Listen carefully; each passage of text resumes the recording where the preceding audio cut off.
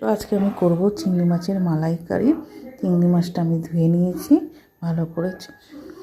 এদিকে মশলাটা আমি বেটে নেব। 1 চামচ সাদা সর্ষে, 1 চামচ কালো সর্ষে, 2টো কাঁচা লঙ্কা নিয়ে নেব, আর নিয়ে নেব একটা টমেটো। ভালো করে আমি বেটে নেব। একদিকে নুন হলুদ মাখিয়ে রেখেছিলাম মাছটায়। এবার আমি এটা ভেজে নেব। তেলটা গরম হয়ে গেছে।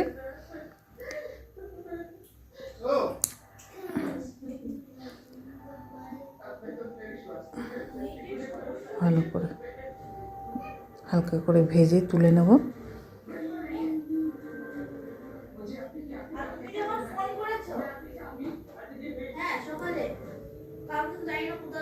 এবার তেলের মধ্যে দিয়ে দেবো কালো জিরে, আর দিয়ে দেবো যে মশলাটা আমি বেটে রেখেছিলাম সেটা আমি এখন দিয়ে দেবো, আর দিয়ে দেবো স্বাদ মতো নুন চিনি।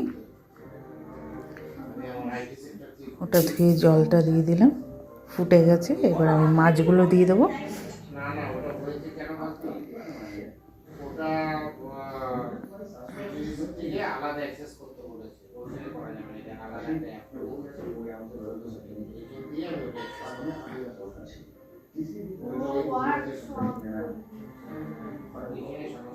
আর ঢেকে দেবো। এবার কিছুক্ষণ পরে তুলে নিয়েছি, প্রায় হয়ে এসছে। বন্ধুরা, ভালো লাগলে ভালোবাসা দেবেন, শেয়ার করবেন, সাবস্ক্রাইব করবেন, যাতে নতুন ভিডিও আপনাদের সামনে আনতে পারি। ধন্যবাদ বন্ধু। কমপ্লিট।